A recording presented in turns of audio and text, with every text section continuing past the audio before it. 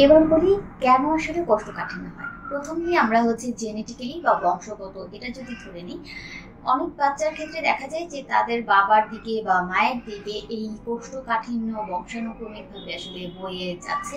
তো সেই জায়গাটায় আমাদের সেই অনুযায়ী আসলে পদক্ষেপ নিতে হবে। এছাড়া বাচ্চা যদি দেখা যায় শারীরিকভাবে অ্যাক্টিভ না থাকে তখন কোষ্ঠকাঠিন্য হতে পারে।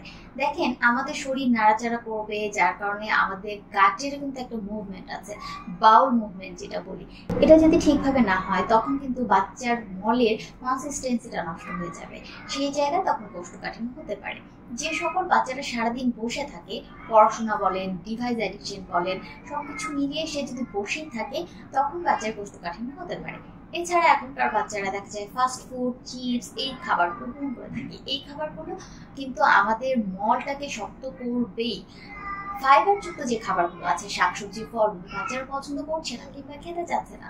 আর যেহেতু সে খেতে চাচ্ছে না, বাচ্চার বাবা মায়েরা তাকে অন্য ফর্মেও দিচ্ছে না, যার কারণে বাচ্চার এই ফাইবার ইনটেকটা কম হওয়ার কারণে বাচ্চার মল শক্ত হয়ে যায়, যার কারণে কোষ্ঠকাঠিন্য হতে পারে।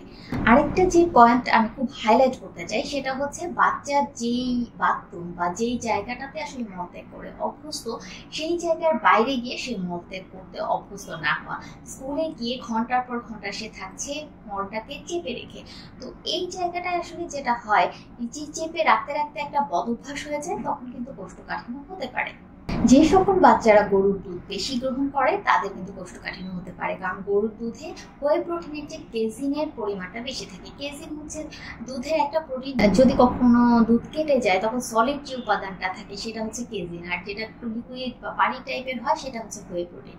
তো গরুর দুধেই কেজিনের পরিমাণটা বেশি থাকে। এইটা যদি বেশি গ্রহণ করে থাকে তখন কনস্টিপেশন হতে পারে। এছাড়া শিশুর যদি নিউরোলজিক্যাল ডিজিজ, অ্যানাল ফিশার, কার্সফ্লাং নামের ডিজিজ থাকে তখন কিন্তু বাচ্চার মল শক্ত হয়ে যেতে পারে।